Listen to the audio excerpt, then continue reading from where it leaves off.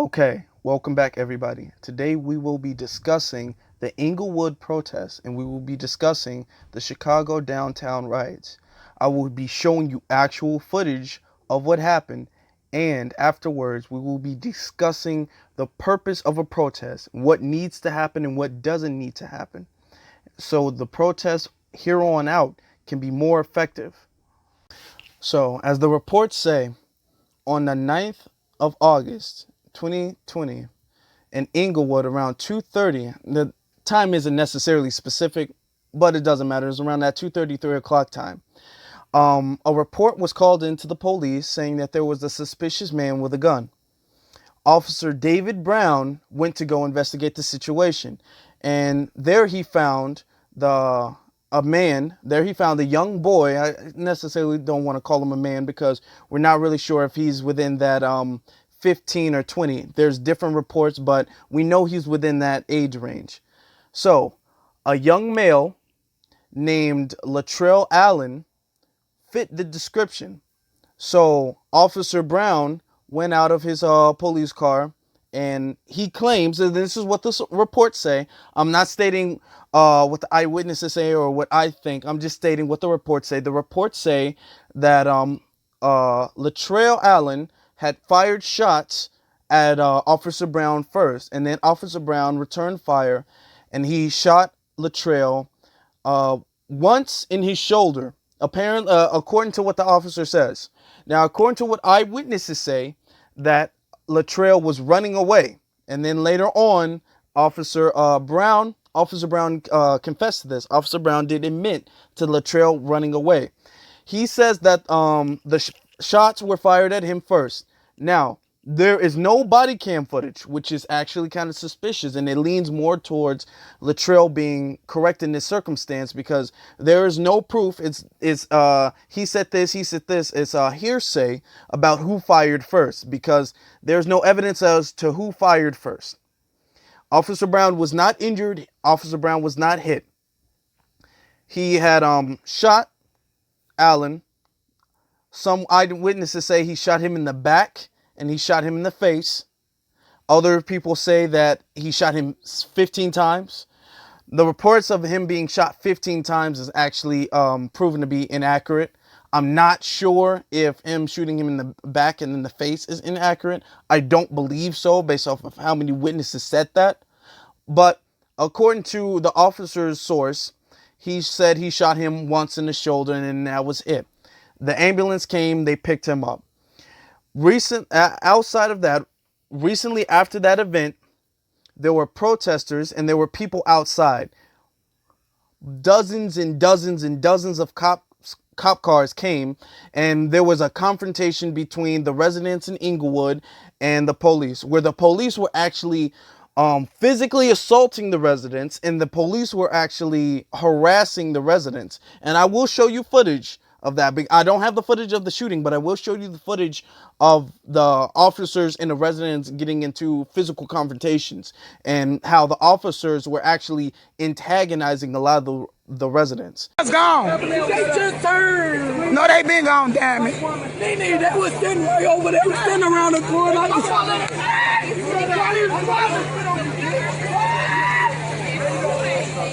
They shot him all the way in his back. All the back end. They shot him in his back and in his face. They was shooting that boy while he was running.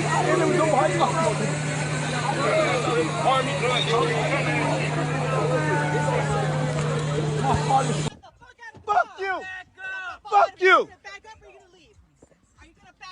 Get the fuck away from my car! Right, the way she talking, I ain't gotta do shit. I'm in front of my house. I'm in front of my house. Yo, we got it live.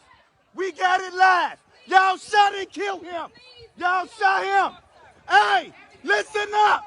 Listen up. Inglewood, we tie this bitch up today. We tie this bitch up today. Y'all shot him. Eventually, the tensions got so high, it became like this standoff. It became like this war was about to break out, this huge war between the residents in Inglewood and other residents that are close to that area and a police department.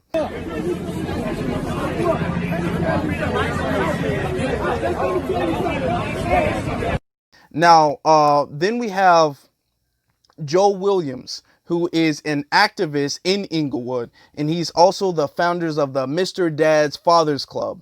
And he came and he tried to de-escalate the situation. Thankfully, he was successful before more people got shot and more people got hurt.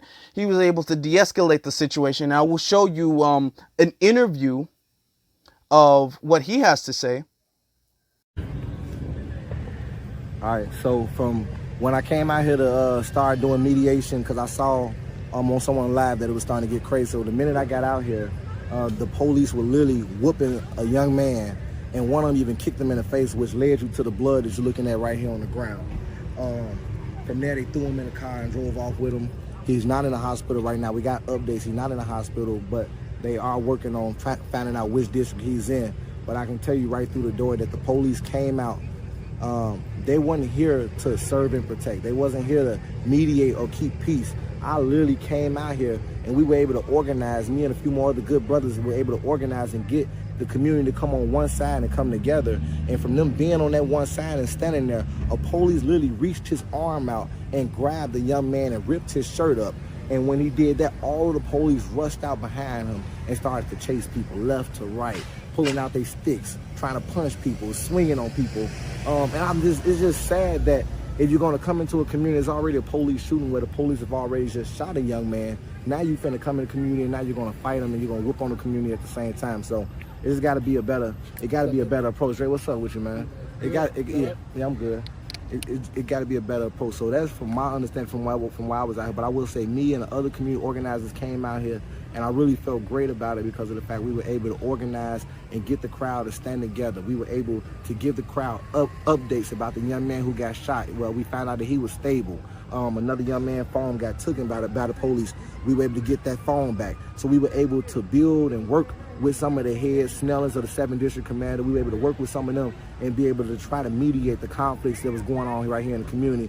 And now, luckily, everything is dispersed and everything is kind of done right now. But it took a lot of work in between it because everybody emotions and everybody was up high about what was going on and people were upset. And it's just good that we had a lot of good brothers come out here to come help hold it down and to try to protect the community. And our job is to come out here and protect the community and try to service and make sure that everybody's safe when times like this is going on, because we know police ain't always going to be on our side. He de-escalated the situation, and as you heard him say, the officers could have de-escalated the situation, but the officers, and this is according to him, the officers were antagonizing a lot of the protesters. So thankfully that situation got resolved to a degree peacefully. Later on in the evening, around 11, 12 o'clock that night, in Chicago's downtown, up north, the northern part of downtown, for a lot of people who might not be from Chicago, let me inform you, because I am from here. There are, excuse me, I'm sorry about the light. There are two different parts necessarily of downtown. There's like an upper north side of downtown, and then there's like the South Loop kind of side. There's a southern side of downtown. That's where the South Loop area is where you have your Chinatown and your Russiatown, and you have other apartments and hotels and stuff like that. The up north downtown area is where you have a lot of the rich, nice things. A lot. That's where the Tesla building was. That is where the Gucci store and a lot of the name brand designer clothes stores are. That's where a lot of the nicer things are. That's where most of the wealth is. So the protesters, now this is, I'm taking this off of reports from what the protesters have said and based off of my assessment to the videos that I've seen. The protesters went and protested in downtown Chicago, where they said the police started assaulting them. They said that the police were actually antagonizing the protesters, which led towards tension between the protesters and the police. And in the videos, no warning, it is going to be a little bit violently explicit, for not too much at all, but it is going to be some things being thrown.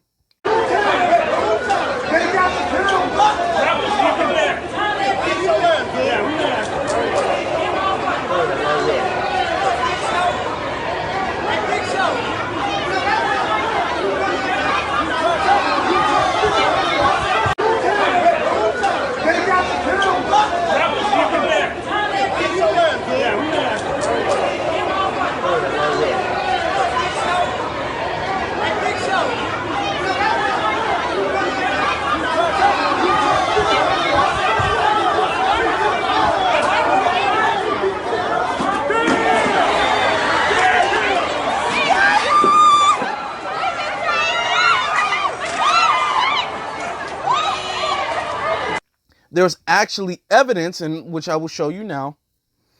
There's actually evidence of the police actually getting into confrontations with other police officers.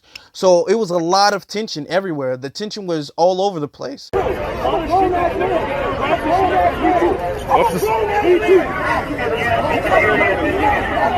Officers are fighting.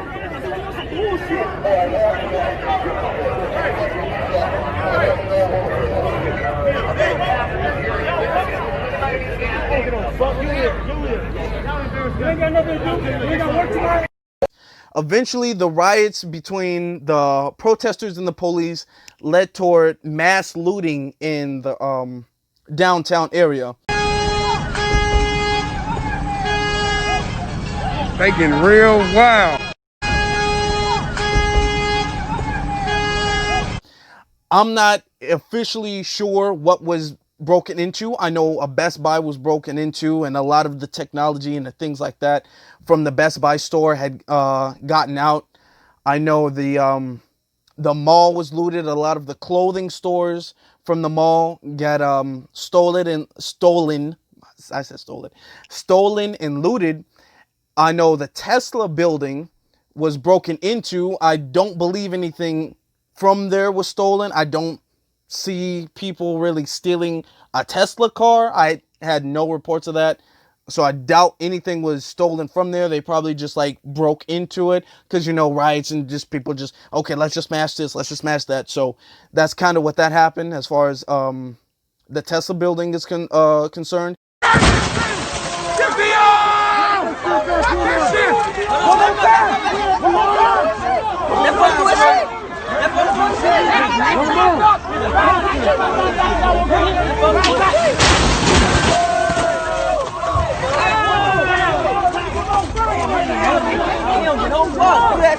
If there's any further reports, I will make an update to this video and I will let you know about that. So that leads, that happened all night. That happened till it stopped around 3 o'clock in the morning. It started at about 12, 11, and then it stopped till about 3 o'clock in the morning. But the tension was still there, still firmly in place from about 3 o'clock when Officer Brown had shot Latrell Allen. Afterwards, Monday morning, you had the mayor of Chicago, Lori Lightfoot. She gave her speech. The chief of police, he gave his speech. Now, I will show you a clip of that. Lightfoot. The looting and destruction we saw in our city in the early morning hours. Everyone, this is Mayor Lori Lightfoot. The looting and destruction we saw in our city in the early morning hours of August 10th was shocking, disheartening, and frankly, enraging. I want you to hear directly from me that as a city government, we have been active and engaged since our police department first caught wind of the potential for looting late last night. In response to intelligence gleaned from open source social media postings, the superintendent sent additional officers into the downtown areas to stop looting, make arrests, and further minimize business losses. Since then, the City of Chicago has activated our Neighborhood Protection Plan, which involves city agencies, including the Department of Transportation, the Department of Streets and Sanitation, and others working in concert with the Chicago Police Department. We started deploying these resources throughout our city early this morning, particularly along our neighborhood commercial corridors to protect our residents and businesses. These measures will remain in place until further notice to ensure that our neighborhoods are safe. One thing I will like to say is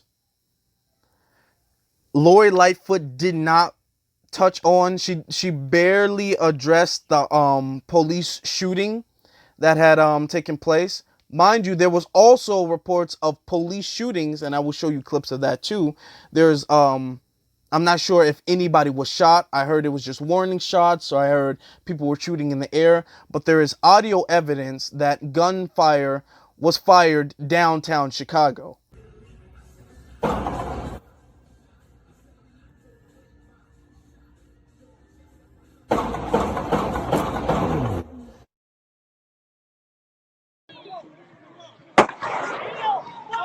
Motherfucker bust that thing, folks.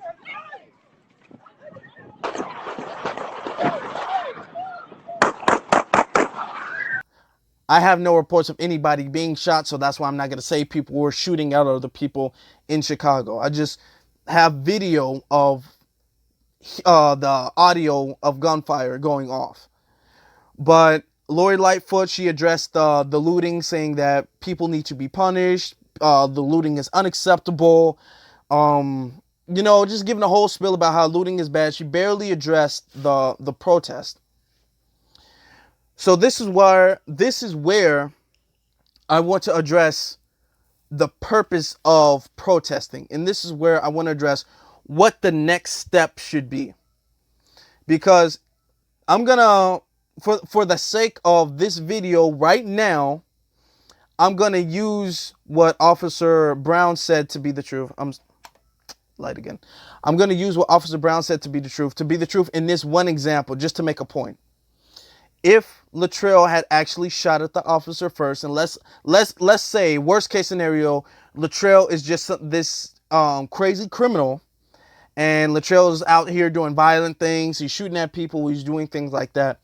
How do we solve that problem? To an extent, we have to look past looting and rioting. And I'm not trying to shame anybody. I'm like, oh, why are you messing up your own neighborhood or whatever? It's not really your stuff. You don't own Gucci. Gucci will be okay. Tesla will be okay. The mall will be okay. A lot of people will be okay. I want to address how our actions affect our community and what we need to do in order to progress past protests, because we don't want to live in a world where every time a black person gets shot and killed, we're out here on the streets. We want to live in a world where that doesn't happen anymore. And the only way we can get that to happen, and I will make another video about this because I don't want this one to be too long, but the only way we can get that to happen is if we start focusing on the bottom line, the foundation of an economy and the foundation of a neighborhood. Because the reason they're able to victimize our neighborhoods like this is because we have no power in order to influence the lawmakers and influence the people who make decisions not to do so.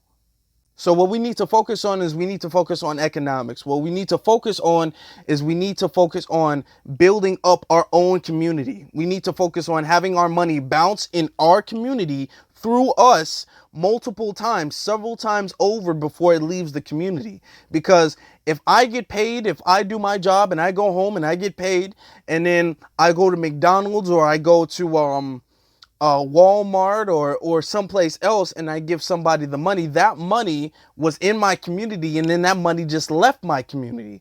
We need to have, now we don't have our own black owned Walmart, at least not here, but we don't have our own black owned Walmart. But what we need to do is we need to try to support especially local black owned businesses, because that is the key to having our money bounce in our community. When the money bounces in your community, it can bring forth resources, and those resources can change the environment. And I just gave you the example that Alan shot first.